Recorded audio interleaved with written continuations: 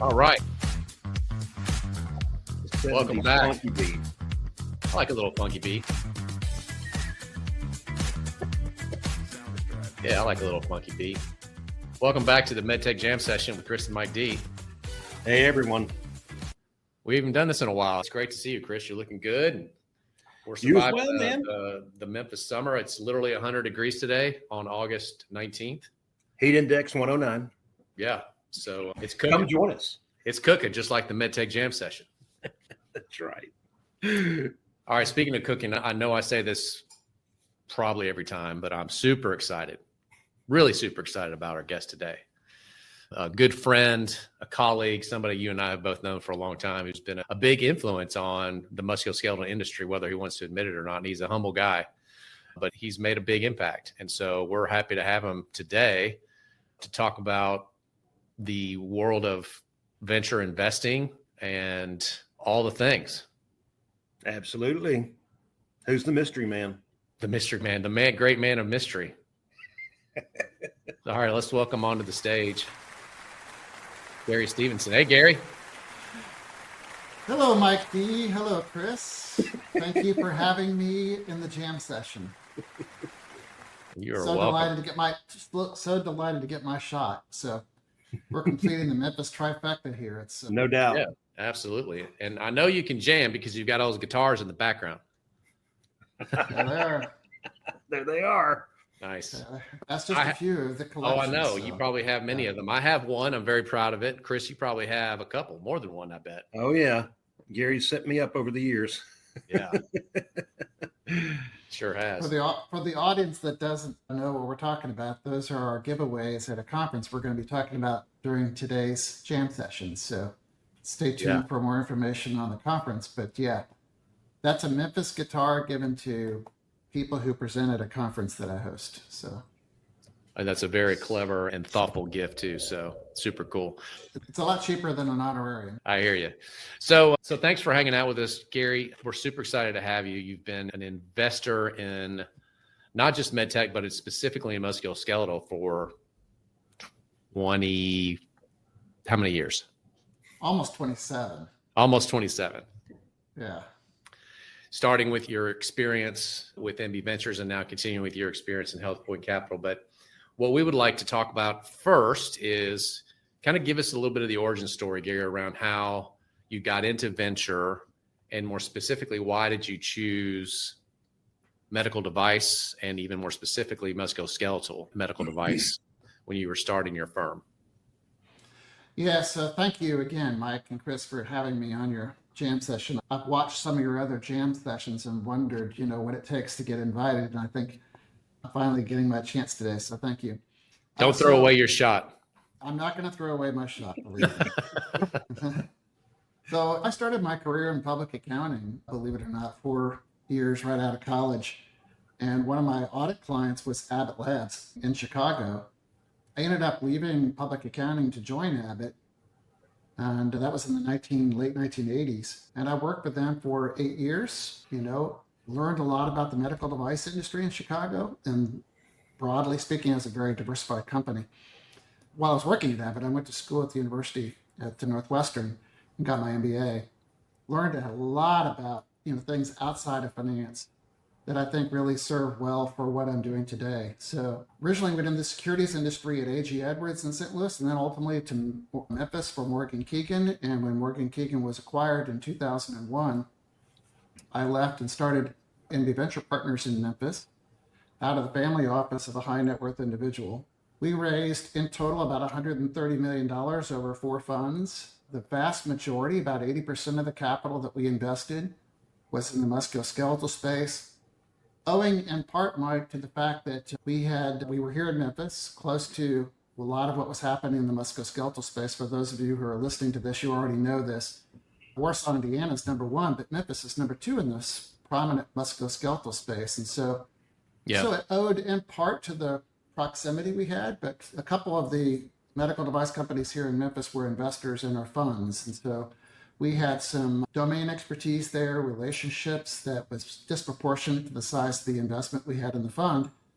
And that allowed us to get into higher quality deals than we would have been able to do, say, in cardiology or something like that. So we focused, as I said a minute ago, 80% of our capital in the niche. We funded companies like Biomimetic Therapeutics. That was the second company we invested in. Biomimetic ultimately went public, but ended up being acquired by Wright Medical, now part of Stryker. It's the product that is known as Augment for foot and ankle fusions.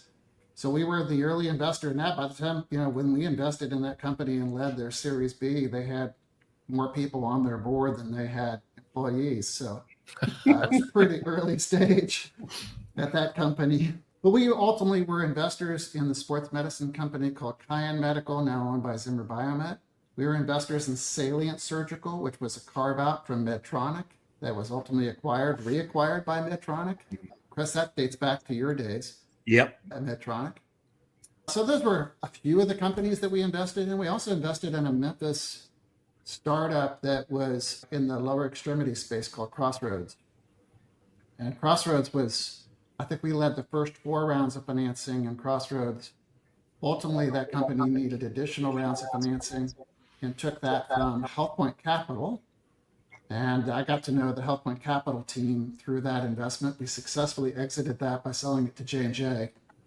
And so I got to know the HealthPoint Capital team. They were looking to expand their team, made me an offer, and I joined them 2 years ago. So that's kind of how I ended up through the whole time, starting from my career all the way till today, in a nutshell. That's really good. Yeah. You covered many years in short form.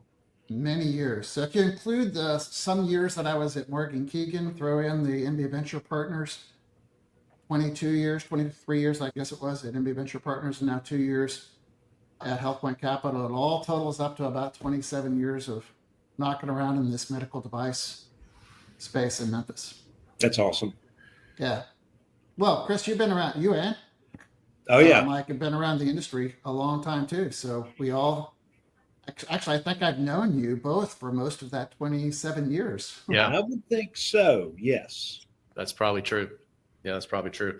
I'm curious to know, how did your investment thesis evolve from Fund 1 through 4? Did it change? Talk a little bit about that. And what was the catalyst for you deciding to write a check? Yeah, so I think in my days at MB Venture Partners, we were focused largely on early stage. It was ventures. So smaller investments at earlier stages were the norm. And we might be getting involved in companies at their Series A or Series B round financing. Biomimetic, it was the Series B. And Crossroads, it was their Series A, and so on. So that would be typical for us at MB Venture Partners. Real early stage, in most cases, very low commercialization, if any at all. Some of those were pre-revenue investments. So really meant to establish kind of a proof of concept for the company, maybe some initial commercial traction. Those would be the kinds of things that our capital were used for in those early investments. Now that I'm at HealthPoint Capital, we're investing, it's private equity and it's later stage, and we're looking for companies that are needing a lot more capital to really expand and aggressively ramp up their commercialization effort as the typical use of funds. We don't like to invest in things that have clinical or even reimbursement risk. We're investing in companies that are much further along and need a growth capital to really expand. And so that's pretty different than what I was doing at the early stages, but it's in the same industry. All the same relationships, all that domain expertise still is relevant to my HealthPoint Capital. So that gives you a compare and contrast, and maybe for your listeners, that might illustrate the difference between venture, which is what I was doing at MB Venture Partners, and private equity, which is what I'm doing now at HealthPoint Right. Capital. You mentioned a couple of exits. I'm curious to know, is there a common thread between those winners? What did you see early on in the process, or as your relationship evolved with those companies that did well? Are there any takeaways that, let's say, entrepreneurs who are, in the early stage themselves, maybe listening, could learn from your experience and the experience of your portfolio companies that succeeded? Yeah, I think probably remember some of that of what I just described was through COVID, right? So adapting to external changes and, all the environmental things that happen is probably the number one thing. I mean, Chris, you probably feel the same way. You too, Mike, and your experience is just knowing that a company that starts out with a particular idea in mind that they think that they're going to do, that's going to be this big commercial success, along the way, there are things that we refer to as pivots. Probably the one word I hear more at the MNVC every year is pivot, right? So, and we still I do. think right. And that's okay. It's totally okay. And that's what I'm trying to say is I think actually it's the one thing that allows companies that to think that they were going to go after one idea or two or how they were going to solve it. Maybe they end up pivoting to something different to solve the same customer need, right? If you stay focused on the customer need, then you might pivot once or twice around how to solve that need. Totally. With a different way. And that's certainly been the case for most of our successful portfolio companies. For example, in biomimetics example, this was a bone regeneration technology for helping bone to grow and heal, right? To accelerate the healing process in bone. And their first indication actually was in periodontal disease. It was for the lower jaw. That was not ever going to be an obvious big exit for a biomimetic. And they knew at some point they would have to work on regenerating bone in other parts of the body. And they had several orthopedic indications in mind at the time. They weren't going to go into spine. They thought that Medtronic had such an advantage with their molecule, the BMP2 molecule. So they stayed away from that with their PDGF. Not to get too technical, I've just dropped about 2 or 3 different acronyms there on You're your just audience. showing off. I know. And you know what, Chris? I'm just getting started. Bring on some more acronyms. We love it in this device industry. Oh, that's true. That's true. So, they thought that the opportunity in periodontal disease might be a lucrative opportunity, but a bigger opportunity was out there. So they pivoted and ultimately ended up in foot and ankle. That's about the opposite end of the body, right? We've got lower jaw and we've got the foot and ankle.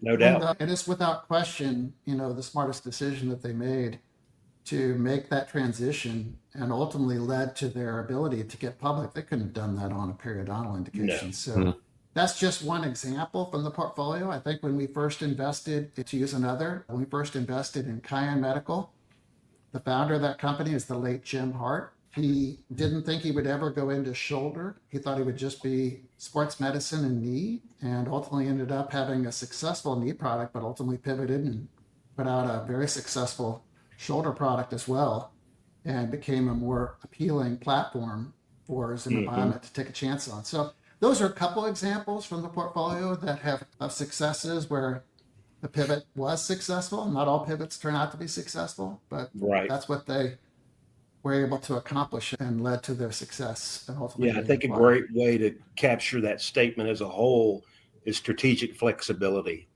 If we think through that, right, I think it's one of the best learned elements, especially for startups, right? You got so much road in front of you, and you got a bunch of unknowns, and you got a bunch of assumptions. And so that's good. Good word. Balancing flexibility and the tension between flexibility and focus, right? You say, I want to focus in this area, but I also want to be flexible. Those some things can sometimes be in conflict with one another, right? They sure can. That's a good point, Mike. A lot of times companies worry about getting too far away from sticking to their knitting and worry about getting too far away from their original intention. But I think the difference, it's a distinction, I think, with a difference, which is accomplish something in the first thing that you were going after. The pivot later is to add on to what you've already accomplished if you can. So focus on one while you've got the opportunity, pivot to another to make it into something even bigger. Yeah. Maybe it's a better way, actually, Mike, of saying what I was saying before, that the pivots were not so much away from anything. They might have reoriented a little bit around one of those indications, but we ended up with a couple of indications, and that's the platform that makes it more appealing. Yeah. And I think biomimetics is a great example of that, just because of the fact that they were literally at the precipice of the explosion that has happened in foot and ankle. Yeah, their timing was really good, actually. And they were also really at the right timing with respect to bone regeneration ideas, right? So we invested in them in 2003. And I think that the Medtronic was just at this part of the steep curve of really getting rapid market acceptance for their bone regeneration technology and spine fusion that we know as Infuse. Well, the timing for Biomimetic couldn't have been better, right? Everybody saw what success Medtronic was having with what is, everybody still agrees, one of the most successful product launches, in medical device, history. I think it really helped Biomimetic to have that tailwind. Whoa, you can regenerate bone with a molecule. How cool is that? So that was a nice, significant tailwind. It ended up being a little bit of a headwind when some of the issues with Medtronic's product came to the market, but those were issues that largely didn't ultimately affect PDGF in any meaningful way. It's just publicly traded stocks do crazy things. Yeah. Sometimes investors sell first and ask questions later, right? Yeah. So. Are you a MedTech company prepping for a big product launch and are struggling to get the attention of your sales team so that they can hit the ground running? Or are you a medical device sales professional who is frustrated because you have to go to one platform for sales training, another platform to access selling tools, and then go to your email to check for important company updates? Well, here at Convey Med, we've built a better way. Welcome to Convey Connect. Your bespoke company-branded mobile app will become the single source of truth for your sales reps, resulting in a better trained, connected, and engaged team who will crush quotas. Organize your training content to accelerate Salesforce readiness. Customize your sales library so your reps can easily find and use the selling tools that move prospects to customers. Build culture and camaraderie with your own internal social media feed right inside the app. Built on a secure platform and customized for your needs, we can get your mobile app deployed to the app stores in a matter of weeks. Please visit conveymed.io to learn more and schedule a demo. Let's pivot, but a little bit. Because we were so successful with that other topic, we can successfully pivot to something else now. Is that what you're But saying? if you pivot too much, you end up where you were, so don't. Yeah, I know. You do the hokey poke and you turn yourself around. That's what it's all about. Oh, that's awesome. So anyway, sorry about that. Anyway, I'm curious, did you create the conference now known as MNVC as a way to improve deal flow, to build your brand, to kind of lift up the whole industry? What was what's the word I'm looking for? The impetus? The inspiration. What was the inspiration, Gary? Very nice. What was the inspiration for MNVC? Talk a little bit about that. Well, so for the rest of you, I know you guys know this because you guys have been to the MNVC several times, but just for the sake of level setting with your audience, so the MNVC stands for the Musculoskeletal New Ventures Conference.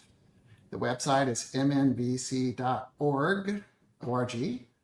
We'll be celebrating our 23rd conference in November of this year. We didn't miss during COVID. We had 2 sessions during COVID that were both virtual, but we still had the sessions. So 23rd consecutive year for the MNVC. It has grown dramatically since we started. I think initially, Mike, when we first started the MNVC, we started with the idea in mind that, hey, Memphis has got a prominent place and an industry, but doesn't get enough credit for how prominent that place really is. And we thought that the conference would shine a light.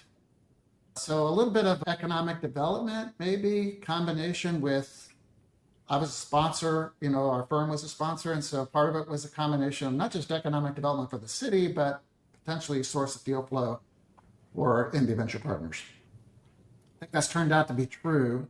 For 23 years, several companies that MD Venture Partners invested in, and now Health Point, were ideas that we originally sourced and thought maybe the timing isn't just perfect for us to make an investment. We can develop a relationship that can ultimately lead to an investment opportunity. I think strategically, I think that the fit was anytime we're on the podium, at the microphone with other really big venture funds or other big private equity funds from around the country. I mean, if I'm hosting the event, I've got a pretty good shot at being on the podium. I get to make the decisions on that. Right. So I figure anytime I'm at the podium with any of those folks is a good day for MD Venture Partners. And so that's really panned out pretty well. And again, it's not a vanity project. If it was a vanity project, it would never have made it 23 years, right? If it was just all about my ego or about the ego of the city of Memphis. It has to deliver something for the audience that keeps paying and coming to Memphis to attend. And I think what it delivers is we had 40 companies present last year. Half of those companies were presenting for the very first time at MNVC. So some of our audience had never seen them before. The remaining half were companies that were coming back for an update. So that's a nice mix. It's an pretty even mix of early, mid, and late stage companies. So you got something for everybody. We also try to make a pretty even mix between sports medicine, enabling technologies, orthobiologics, trauma, spine, regular orthopedics, everything in between. So everybody gets a chance to see really what's happening in the broader musculoskeletal industry. Our presenters get 20 minutes at the podium, which is more than they usually get when they go to a lot of other conferences. That's right. So there's something in it for the presenting companies. There's certainly a lot in it for when you get the good presenting companies there and you invite investors, VCs, angels, private equity, debt providers, and you throw in the business development teams from the major strategics, Yes. you've got presenters there, companies that are presenting, and it's a pretty high target environment for them to pitch in front of, right? And so I think that's why people keep coming back, Mike. It's why it's lasted a lot longer than a lot of other events out there. And again, sure. it's not been because we're still lifting up Memphis as far as its prominence in the space, but in the process, we're sourcing really high quality deal flow for largely for at least for us, and we hope for the other attendees that keep coming back. And I can tell you too, it's a testimony, especially if you think about the number of M&A transactions that have occurred from companies that have attended, right? And just in my case alone, with my business model, so far it's been 66% of my clients that have exited were at MNVC. How about that? I'll take it. You know that, Chris. I like that. That's awesome. Talk about some of the winners, Garrett. I think the audience would like to hear. I mean, you've got there's some interesting history with some companies that became quite famous. Yeah. Like robotic companies, for example, and others. And some of the like some of the robotic companies and some of the companies that Chris has worked with. But what are some highlights over the years? Yeah, so I went back and looked at this. Last year, I had the occasion of inviting back 3 of the entrepreneurs that had successfully exited and put them on a panel so they could talk about their experiences of starting a company and presenting at conferences like ours, and then coming back last year to talk about it. It was really enlightening to have Vernon Hardigan from Crossroads, as you know, sold to J&J. We had Aaron Smith from Artelon that sold to Stryker. We had Kevin Rocco from BioRes that sold to ConMed. So we had 3 companies selling to 3 different strategics, telling their experiences of attending conferences like MNVC, what it took to raise the money in the early rounds, and what it took to eventually get strategic interest. So that was pretty enlightening. I think some of their experiences mirror what they at least conveyed, mirror what we've already talked about, their success early on of thinking that they had the solution worked out, but maybe had to pivot a little bit along the way. So that was good. But I mean, you're right, Mike. If I think back on it, some of them are ones that we didn't invest in. So, but the one that I remember probably the most that we didn't, the one that got away, is I remember Dr. Maurice Perret presenting Mako Surgical for the first time in 2000. I think I looked it up, 2008, I think was the year, maybe it was 7. It was only a year and a half, or maybe 18 months after he formed the company. And he's at MNVC. I have his deck. I looked at it 2 weeks ago. His deck was 40 slides for a 30-minute presentation slot. It took him till slide 12 to even mention the word robot. Like the word robot is not in his deck until slide 12 out of 40. And for those, everybody who's listening in on this, you guys already know this. Mako is the early success in robotics for Stryker that has been so successful. Since then, I remember when he presented that idea, Chris, you've been to the MNVC before, so you know sometimes we have people in the room downstairs and the room upstairs, right? Yep. He was a second day presenter, not a first day presenter, upstairs. So his audience wasn't the biggest at the time, but he was talking about robots in the OR. And I think most people in the room were saying, gee, what could possibly go wrong with a robot in the operating room? I mean, what kind of crazy idea is that? So that's one example. It was not many years after that he successfully took the company public and then ultimately was acquired for several $billion.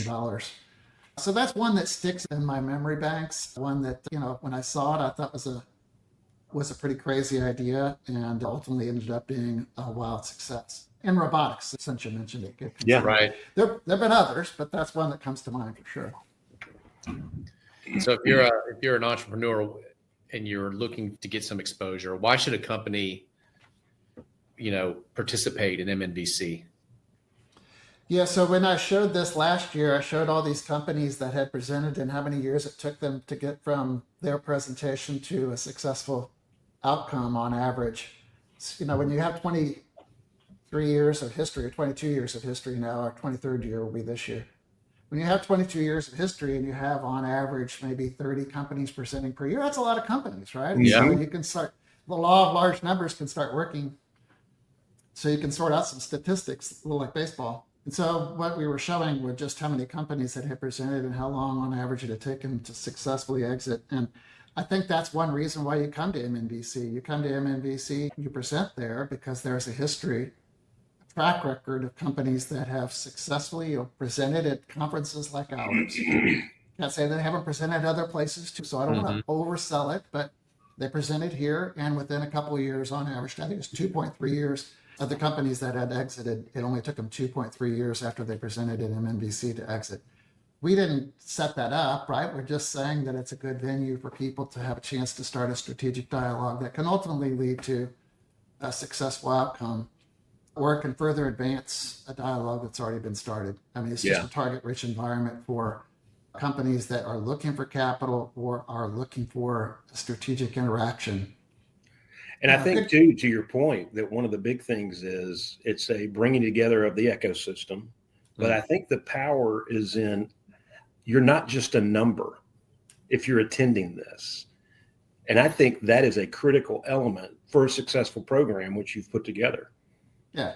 I think with your help, by the way, I think the companies, people who attend MNVC, we have 200 people attend. It's not the biggest conference, right?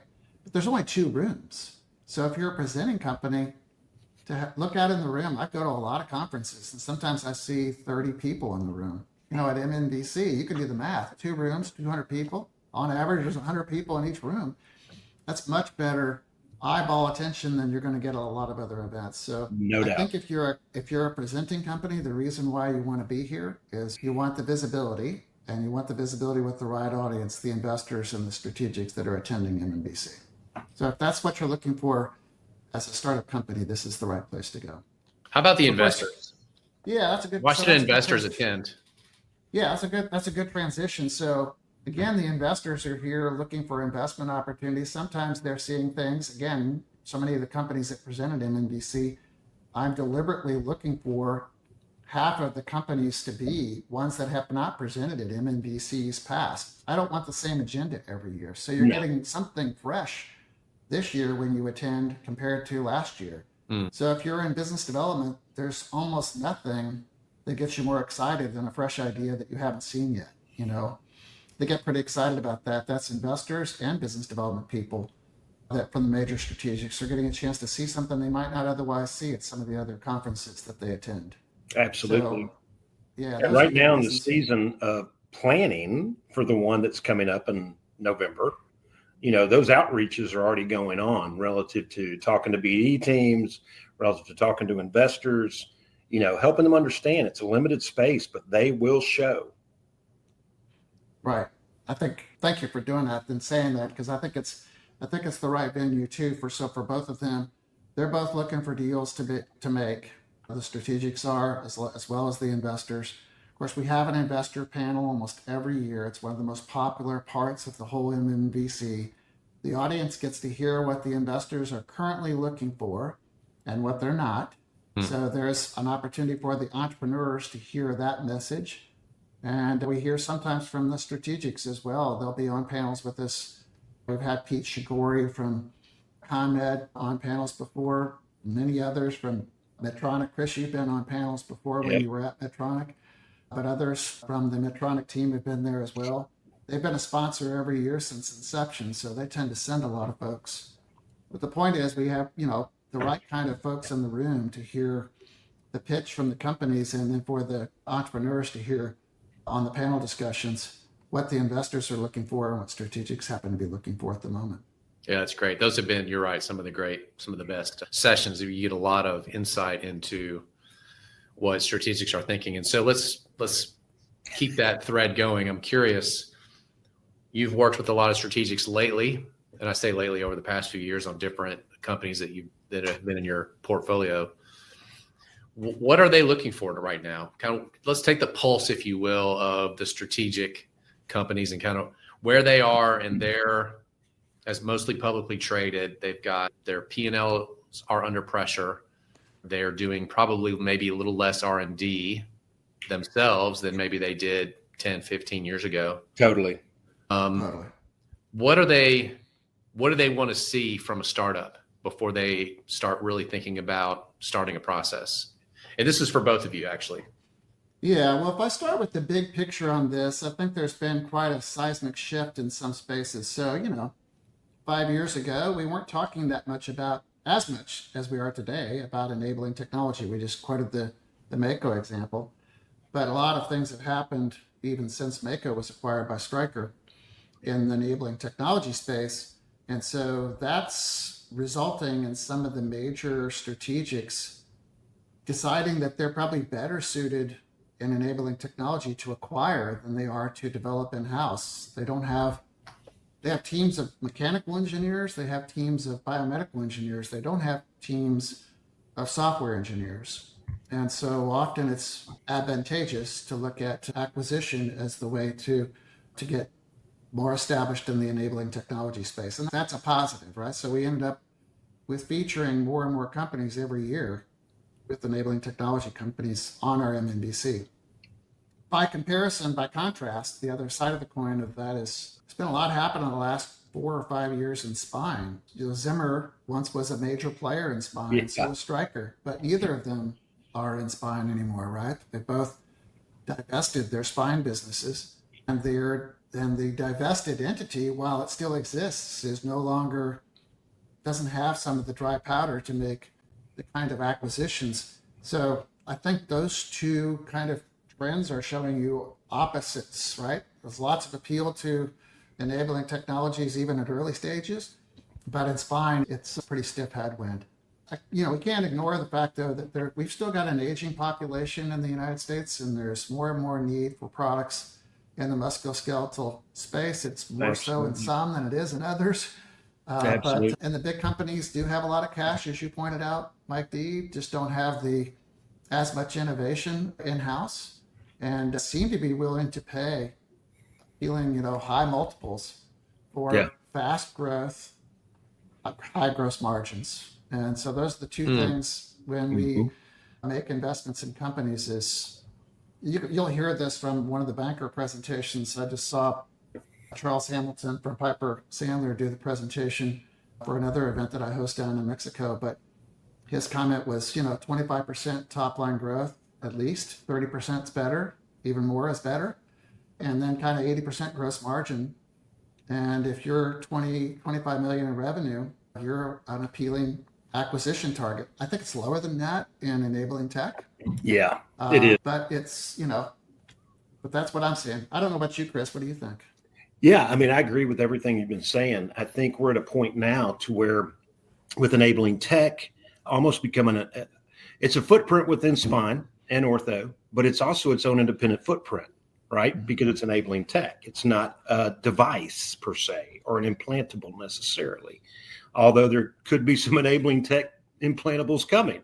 It depends on how you define it, but it's a phenomenal time to be doing this, right? And to speak to any of the startups to help them appreciate the fact that you've got leadership all around you that can help you understand, just look at this group right here. What's it going to take in 2025, 6, 7, and 8, right? I think these are going to be banner years for M&A, and they need to be. We want to get the best technologies to the patients in the fastest mode possible. But some of those watch-outs still remain. Understanding how good does your reimbursement profile look? How well can you penetrate value analysis committees, right? And do you have everything buttoned up in terms of operationally within your business? And these are the kind of things that can be addressed and even talked about at networking forums like MNVC. And I think that the more that we can surround these companies that have got these brilliant technologies in their leadership teams, the only way to go is going to be up. There's no doubt. I think that, everybody's still waiting a bit for the investors to come off the sidelines in a more aggressive manner relative to really playing the game, because the M&A market is it's already really happening. You look around and you see what's been happening in the last 12 months or so, and it's been very positive. I mean, I look at Zimmer Biomet alone, and they've spent $2 billion in exits in the last 9 months. So it's been aggressive. Yes. Yeah.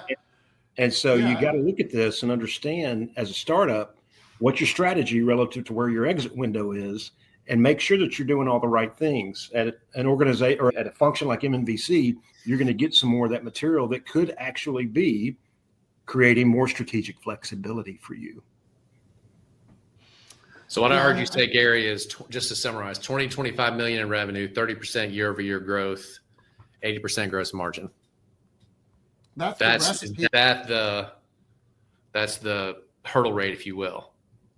Yeah, I think that's to use maybe hurdle rate sounds absolute. To use a softer term, perhaps, that is if you took all the universe of acquisitions that have occurred in MedTech, which, by the way, MedTech as compared to biotech, way more likely to be an M&A exit, biotech more likely to be an IPO. So every MedTech company should be thinking, what's the strategic looking for? Because that's the most likely outcome.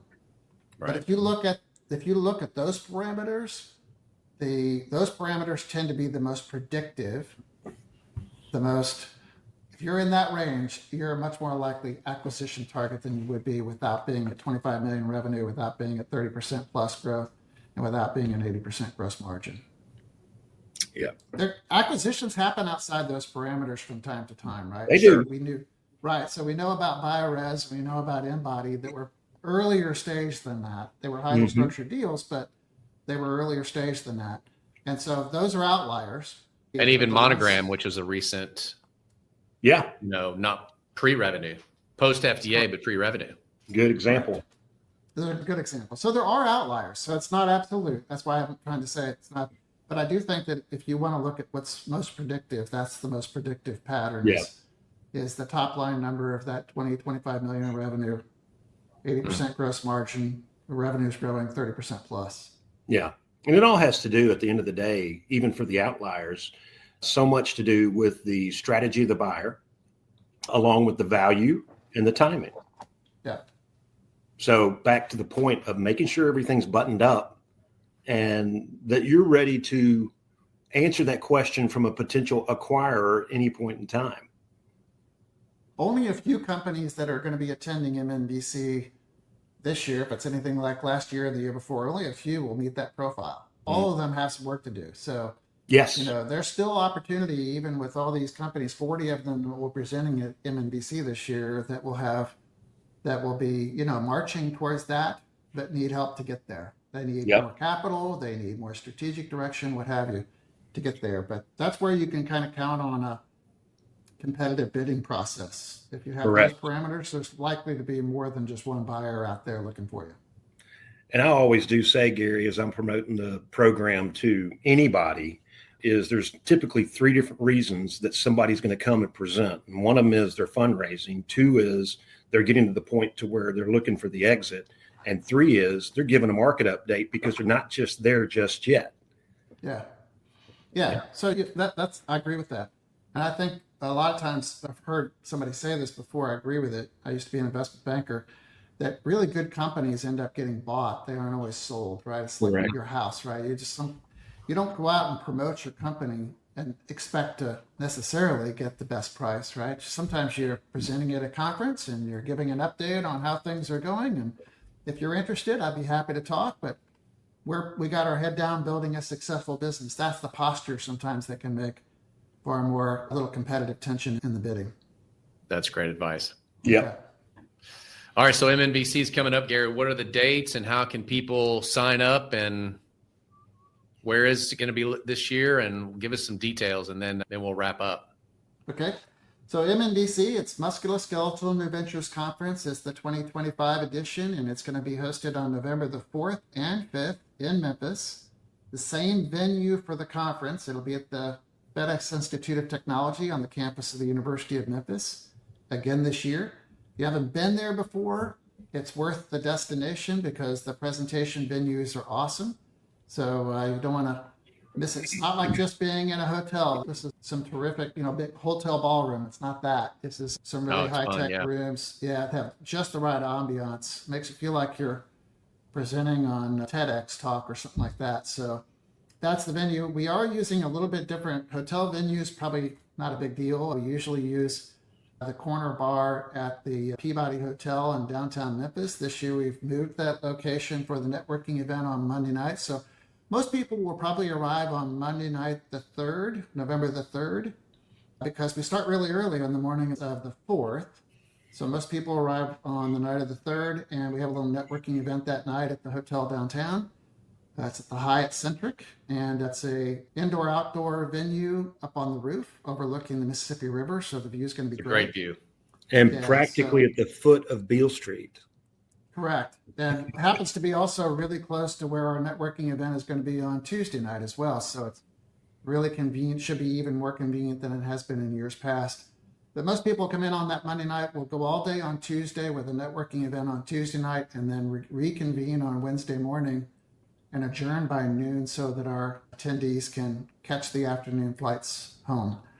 So come for your audience. If you want to be a part of it, you just go to www.mnvc.org. And the registration rate right now is discounted for early bird registration. So you want to get going on that. Definitely. You'll find all the registration rates for the different people at the website, and make sure you get registered. And we hope to see everybody in Memphis, November the 4th and 5th. Awesome. Great. Yeah. We can't wait. People liked it. The people liked it. They're clapping. They did. Well, Gary, thanks for joining us. This was a great episode. We appreciate all you've done for the orthopedic and musculoskeletal community. We're looking forward to another great event in Memphis in November, and we look forward to seeing everybody there. Really grateful for the opportunity to join the two of you on today's MedTech Jam Session. Thanks for doing it. And I know you guys are doing your own good work for the industry as well by having these sessions like this. So, we're having a blast. They're a lot of fun. Absolutely. Yeah. I can see why. I can tell. You guys really are enjoying it. So see you later, everybody. Thank you. Thanks again for joining us on this edition of MedTech Jam Session with Chris and Mike D. Please join us wherever you get your podcasts. Thanks so much. See you next time.